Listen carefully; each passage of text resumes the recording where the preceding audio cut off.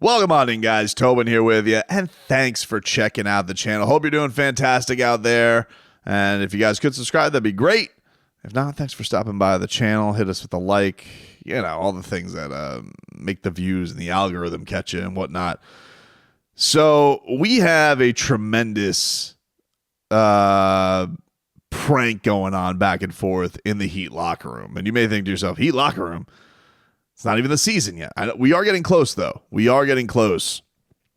And Bam Adebayo is in the midst of a locker war with his friend, Josh Richardson. And Josh Richardson, about 5 days ago, he tweeted out, "Hey, man, if you're wondering where the cocoa butter and the spray deodorant in your locker room went, it mysteriously migrated over to mine. Thanks. Management." And Bam said, "Quick to assist for the kid." At J Rich, laughing, crying emoji. And then Bam this morning, he tweeted out, "I'm borrowing my stuff back out of your locker. Management."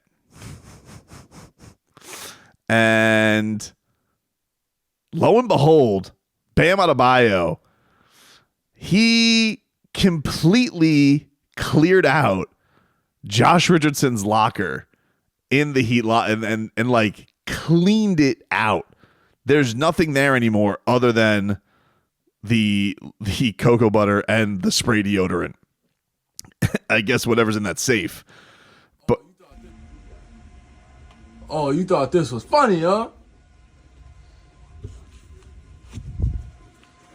That's crazy, man. Left my lacrosse ball. Well, at least I got the essentials still.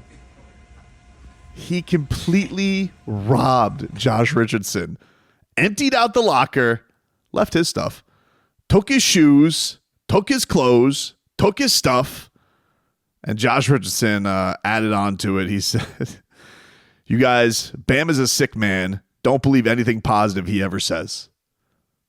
The vibes are back, baby. The vibes are back on the doorstep of the season. We got ourselves a heist going on in the Heat locker room, and it is fun. Crazy. So there's that going on. Meanwhile, it is still Hot Take City going around the Miami Heat, and CBS embarks on being the next outlet that wants to break up the Miami Heat. And I saw this perusing around the Heat Twitter accounts. And the article comes from Jasmine Wimbish. And this was on the weekend that she put this out. And it was biggest question for every NBA Southeast Division team, including the future of Trey Young and Jimmy Butler. Her question is, Trey Young's era ending? I don't think it is, by the way. They traded DeJounte Murray. I think they kind of made their choice there. I don't think that there's a huge line of people out there for Trey Young. We definitely kicked the tires on that a little bit this off season. I was kind of turned off, to be honest with you. There was a point where Trey Young was doing the cryptic tweets. I was like, let me put him on notice. And he may put out the most annoying video every single day. It's like a 4 to 7 second video, black and white, but it's usually him doing something really monotonous. And I'm just like, why is this his content? I sometimes forget that everybody's not Jimmy Butler when it comes to putting out social media content. But I don't understand, because it looks like Trey Young is probably paying somebody a lot of money to put together these videos, because they're artsy, they're black and white, they're like, they have some work put into them, but it's always like slow motion, some slow R&B jazz music that's usually there. And it's like him looking out onto a beach, or him having some orange juice, or he's doing an exercise, but it's like one-legged squat, right? Or it's like one free throw. It's not to get you hyped. It's just to know. And he has like a slogan that goes on with it too. What is his slogan that he's got going on here? Trey Young. It's like every day, new opportunity or something like that. Oh, another day, another opportunity. Like I'm watching today's, and it's like, all right, it's Trey Young He's playing basketball. And by the way, you notice that like everybody, what used to be the thing in basketball? I used to feel like a couple years ago, the thing in basketball was let's go play against other really good NBA players. But I've noticed it seems like the trend now is let's go work out against 5'6" guys. And maybe they just look 5'6" against these NBA behemoths. But I've noticed like this seems to be the new trend. Not to hate, I'm just finding it very interesting. Like I always felt like it was the thing. Oh, that's cool. Like, Tyler's working out with Jason Tatum and Joel Embiid, or Bam is working out with the Morris twins. Whatever. And now it's like, yeah, he's working out with rando dude at Oklahoma University. So, yeah, I'm watching his one from the other day, and it's literally like Trey Young. He looks to be in some kind of city, but he has his phone, and he's like shooting at the stars, I guess. Another day, another opportunity. I guess. Anyway, this is another one. I'm telling you, I took them off notifications. There's one where like it's slow motion and is a chair out there. So he's doing the drill, like dribble around the chair and then just take a wide open jump shot. Like I'm sure there's some kind of basketball skill drilling here that he's doing, but it's the time. It's not the drill itself. It's the timing, the lighting, the music, the slow-mo. I'm like, this is not inspiring. I don't know what this is doing. Anyway, I've yammered on way too much about this. Either way, so this article on CBS was talking about what is the Trey Young market. It says, could a trade market materialize if a team gets desperate? Maybe when Young has one less year on his deal. Yeah, possible. You don't know. But doesn't seem like anything is there right now. But anyway, under the Miami Heat's, that Jasmine writes, Heat, will Jimmy Butler be traded? She writes, there were faint whispers during the height of the offseason about the Heat possibly trading Jimmy Butler. I got to tell you, Jasmine, I follow everything around the Miami Heat. I don't remember those faint whispers at all, but I'll go ahead.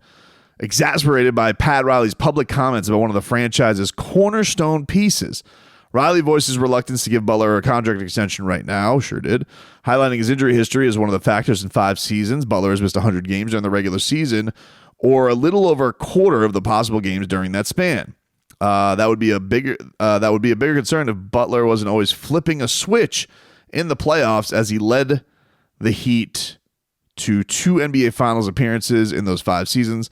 Butler's undoubtedly amongst the league's best players on both sides of the ball when he's at his best, but availability isn't always a guarantee, so there's a hesitancy in extending him that makes sense for the Heat. Butler will be 35. He has a $52.4 million player option on the table for 25-26. Giving him significant money past that would be risky. If he continues to be hampered by injuries into the new contract, it would put the Heat in a tough spot financially going forward. The other thing that is interesting about this, and I've made this point a couple of times talking about Jimmy, so I don't want to badger it too much because I was for giving Jimmy the extension because Jimmy essentially wanted 1 extra year. And then the reports were, once the Heat were not going to do that, he said, okay, I'm going to finish out this contract and I will only sign for the max years the next year, which would essentially be 4 more years, but only, I guess, 3 more years on top of it if the Heat were to bring him back. That's not to say the Heat are forced by that, but maybe some team will swoop in, get desperate. We've talked about some of the other teams, but I don't really think it ever got to whispers that faint. Faint whispers. So it's not just whispers, faint whispers. So it's like, it's not even just a whisper. It's a whisper that like only a dog could hear. It's like, I don't want to take Stugatz's sports whisper, but it's almost like, it's because like the sports whisper would be like right in me, like, hey Pat, get there. Let's get all we can for Jimmy. But faint whispers are like, maybe Pat, maybe think about it. Like it's even further away. I don't know. Anyway, the this was interesting. She also said Um, she also the one that I saw get aggregated a lot that was around in a lot of the that was around going around Twitter was this. And it was, there is a world in which the Heat could pivot fully and build around Bam Adebayo, trading Butler while his stock is still high and recouping assets. Adebayo has been the Heat's best player for a couple of seasons now anyway, and at 27 years old in the midst of his prime, it makes far more sense to try and pair Adebayo with someone whose timeline is similar to him right now rather than wait to see if Butler can stay healthy enough and waste the height of Adebayo's career. That's strong. Butler will probably have some extra motivation this season to try and get an extension. So maybe he does show Riley enough to get his new deal. But if we reach February and he's already missed chunks of time, we may be firing up the trade machine for Butler. I can't rule that out. Okay, so that's a fair thing from Jasmine. If the Heat are a disaster this year, will they kick the tires on trading Jimmy Butler? Can't rule that out. Because certainly then it would seem like, hey, the gas has completely run out of the tank. Wasting the height of Adebayo's career is a strong line for me because I would say Jimmy and Bam have been a pretty damn good duo together. I think saying that term, it hasn't been the perfect pair. Like, they're not the most beautiful basketball build together. They're really not. Like, they're not, they're not Maxey and Embiid, or they're not Joker and Jamal Murray. They're not this fantastic fit. Even if you want to say like LeBron and AD, even though they got some of their issues as well. I think you could say it's a little Tatum, Jaylen Brown-ish. There's some of that stuff of like, all right, who's going to take the offensive burden? Who's going to be the guy? But they're both fantastic two-way players. And Bam and Jimmy are probably even better on the defensive side of things than those two are. So I think that's a strong term to say, that rolling the dice on Jimmy's wasting the prime of Adebayo's career. Because I don't think, if you even ask Bam, like, maybe he's not got the keys to the franchise, maybe even that he's wanted, but they've had a lot of success together. They've been pretty successful together, even with all the imperfections. I think most of the imperfections haven't been just because of them as a duo. I think it's mostly been what's been around them or what hasn't been around them that you could really look at and say, hey, how can we get better here? So, but look, to be fair for her, and I've said this, when there is chum in the water around a team and people think a team is going to start spiraling around, and we know Jimmy has had drama in his past, and he is at the age of, you could definitely say, hey, would it be out of the question? I don't think there have been faint whispers over the summer, but if we get to the trade deadline and the Heat are mired in muck, is that possible? Yeah, I suppose. The other interesting thing that she says is that Bam has been the Heat's best player for a couple of seasons now anyway. That's another interesting one because we've talked about the distinction here of like, what is best, right? Like, most reliable to bring it every single night and be available for you. Peak of his powers best player, probably is getting there. And I think that distinction was definitely made last year. Last couple of years, I think, to ignore what Jimmy did, if you're going by regular seasons, maybe, but to ignore what Jimmy did in the postseason is kind of impossible because even Pat Riley has said he's our biggest needle mover. And I kind of feel like when you say somebody's your biggest needle mover, you're saying they're their best player.